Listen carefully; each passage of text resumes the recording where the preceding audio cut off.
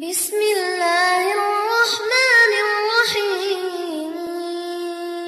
Alladzi 'allama bil qalam, kemudian buat legasi yang sifatnya bisa bermanfaat lebih bagi generasi yang berikutnya. Salah satu caranya dengan menulis. Ya. Yang belajar ini usahakan punya catatan. Dicatat itu lebih terikat ilmunya dibanding sekedar dihafalkan. Nanti yang tercatat dirumuskan, diruntutkan, ke depan bisa jadi bacaan. Walaupun orangnya sudah tidak ada, meninggal misalnya, tapi kitabnya masih ada, maka disitulah kemudian namanya akan abadi. Keabadian itu yang memuliakan Allah. Imam Syafi'i nggak pernah kita lihat, ya kan? Nggak pernah berjumpa, nggak pernah. Masanya berbeda. Tapi karyanya sampai sekarang masih bisa kita akses dan dengan itu beliau dimuliakan keabadiannya. Karena itu orang-orang bijak mengatakan kalau Anda masih ingin eksis sampai dengan masa depan, maka wariskan ke masa depan itu tulisan-tulisan dari karya kita yang paling baik. Tidak ada yang terbaik kecuali menyampaikan pesan-pesan yang dimuliakan oleh Allah Subhanahu wa taala. Teman-teman juga begitu. Ya, yang di birokrasi, yang di kedudukan, yang di harta dan sebagainya, ya bukan sekedar kita jalani sebagai profesi. Kalau bisa jadikan legasi, bikin kebijakan. Ya, buat kreativitas, bikin inovasi, tulis. Supaya satu saat dikenang, saya pernah mengalami ini, diwariskan, minimal anak cucu bisa baca. Oh, dulu saya kenal kakek itu begini, ya, bukan cuma lihat fotonya. Ya kan? Wah, kakek ganteng juga ya. Oh, ternyata pernah main sinetron, ganteng-ganteng serigala gitu kan. Repot juga. Ya. Kita bikin tulisan lebih bagus, terukur, ya. Balik, 'allamal insana ma lam ya'lam. Kemudian yang kedua, selalu berusaha berinovasi untuk menemukan sesuatu yang baru. Ya, jangan pernah terpaku pada satu hal. Cari sesuatu yang baru, bikin kreativitas sehingga lebih berwarna. Nah, cara menemukan ilmu yang baru itu kita sampaikan, itu kuncinya dua. Satu, rajin mendekati Allah, ya kan? Kita sudah ambil dalilnya di Quran surah 18 ayat 65, ya kan? Fawajada 'abdan min ibadina atainahu rahmatan min indina wa 'allamnahu min ladunna ilma. Khadir yang dimaksud di situ. Abdan itu sifat bagi orang yang rajin ibadah. Nah, biasanya ini catat rumus ya. Ini saya belum pernah kasih rahasia nih, tapi pagi ini rahasia di antara kita nih ya. Kita bagi dikit nih. Jadi di Quran itu nabi saja itu panggilannya itu dibagi 3 oleh Allah. Oke? Bagi berapa? 3. Untuk panggilan ya, bukan penyebutan nama. 1 nabi, ya ayyuhan nabi. 2 rasul. Yang ketiga abdun. Kalau misinya adalah pesan untuk menyampaikan informasi di lingkup pribadi dan keluarganya. Ada yang sifatnya khusus, ada yang bisa kita tiru. Itu panggilannya biasanya nabi. Tapi kalau sifatnya informatif untuk semua, informasinya semua akses, itu rasul. Jelas? Tapi kalau disebutkan sifat ibadah beliau yang demikian tinggi, itu panggilannya abdun. Menariknya, tidak ada satupun nabi dalam Al-Quran yang disebutkan kata abdun kecuali bersanding dengan keistimewaan. Ya. Pokoknya kalau sudah abdun pasti nikmat, ni'mal abdu innahu, dan seterusnya. Ya. Nabi Muhammad itu saat diundang Isra dan Mi'raj, hal tertinggi yang belum pernah dialami para nabi dan rasul sebelumnya, itu panggilannya bukan rasul, bukan nabi, tapi abdun. Subhanalladzi asra bi abdihi, bukan bi rasulihi, bukan bi nabihi. Jadi ternyata Allah naikkan derajat kita itu, ditambah gitu, itu saat kita menghamba. Makanya sering saya katakan, kalau kita rajin sujud menunduk, Allah pasti mengangkat. Tapi kalau orang banyak mengangkat, Allah pasti tundukkan itu. Ya, pasti ditundukkan dengan cara apapun. Nah, jadi termasuk rumus ilmu pengetahuan. Kalau ingin ditambah ilmunya, Allah kasih tambahan, maka naikkan status abdunnya. Dan di Quran, amalan seorang abdun itu selalu dibuka dengan iman. Iman dulu, baru amalan, baru jadi hamba. Contoh, sholat itu deklarasi keabdunan kita, penghambaan kita pada Allah. Deklarasi pertamanya dalam sholat. Karena itu kita katakan iyyaka na'budu wa iyyaka nasta'in. Ya Allah, kami sekarang menyembah sebagai abdun. Kan? Dan kami mohon pertolongan darimu. Itu pertama kali kita katakan dalam sholat. Kalimat sholat itu dibuka dengan iman. Pertama kali di Quran. Al-Baqarah ayat 3. Alladzina yu'minuna bil ghaibi wa yuqimunas sholah. Iman dulu baru sholat. Nah kalau sholat konsisten, imannya diisi bagus, itu persamaannya ilmu diberikan. Di mana ditemukannya? Di Quran surah ke-58, Tarawih semalam, Al-Mujadalah.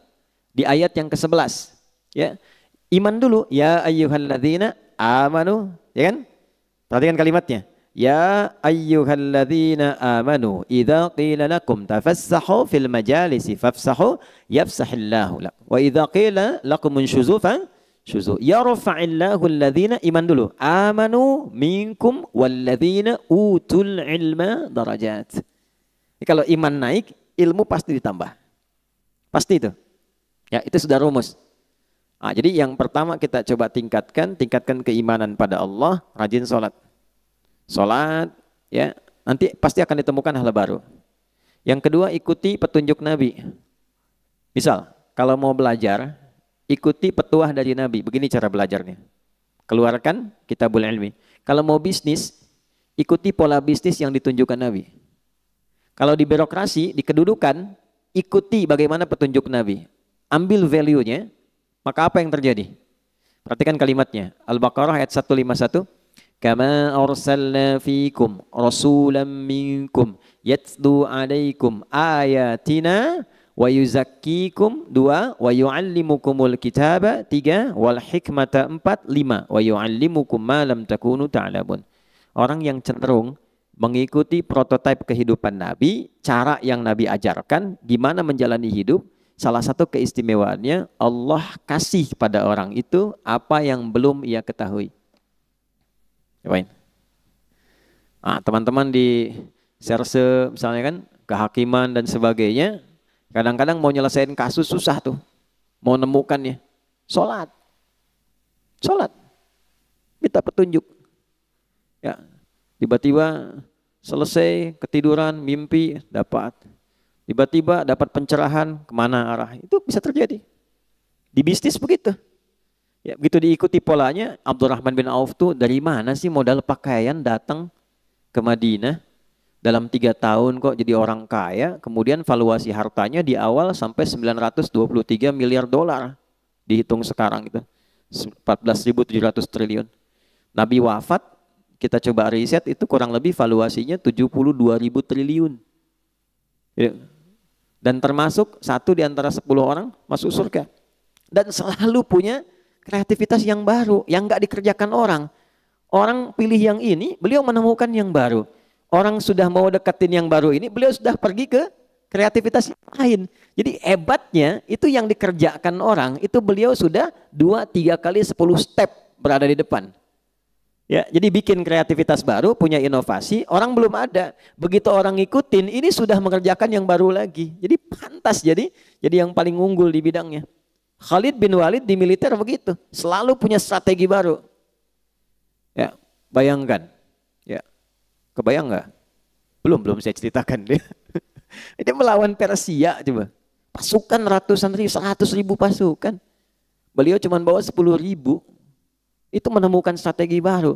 Jadi ada seorang di barat itu sampai kemudian meriset bagaimana seorang Khalid itu bisa menjadi jenderal paling unggul di lapangan. Itu dilihat gitu. Dan itu terjadi utamanya setelah masuk Islam.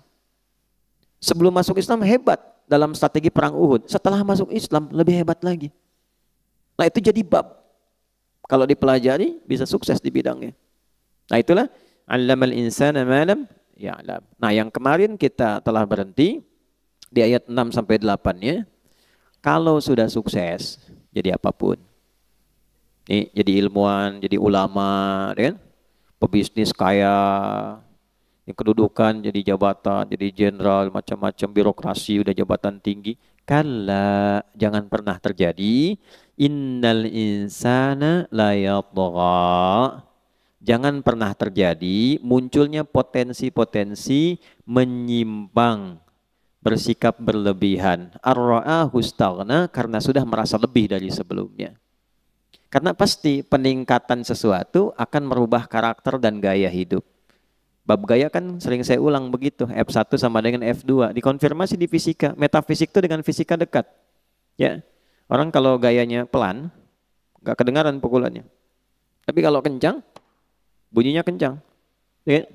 Sama, harta kan sering saya katakan, kalau masih punya 10.000, masih bisa dibagi dua. Nah, makan yuk, gitu ya. Ayo, di mana? Warung Jackie Chan depan, ya, misal ya. Makan 10.000 tuh, berangkat sama Ihsan. Begitu nyampe sana, Ihsan bilang, aduh saya nggak bawa uang. Tenang, kita bagi dua nih, 10.000 bagi dua. Tapi ketika Mus'ab sudah punya 1 miliar, bisa nggak bagi dua sama Ihsan tuh? Belum tentu. Karena sudah berbeda, kualifikasi sudah lain, itu merubah. Jari bawaan sudah beda, wibawa sudah lain, karakter sudah tidak sama. Normal, nggak apa-apa. Quran bilang nggak apa-apa. Yang dijaga itu jangan berlebihan.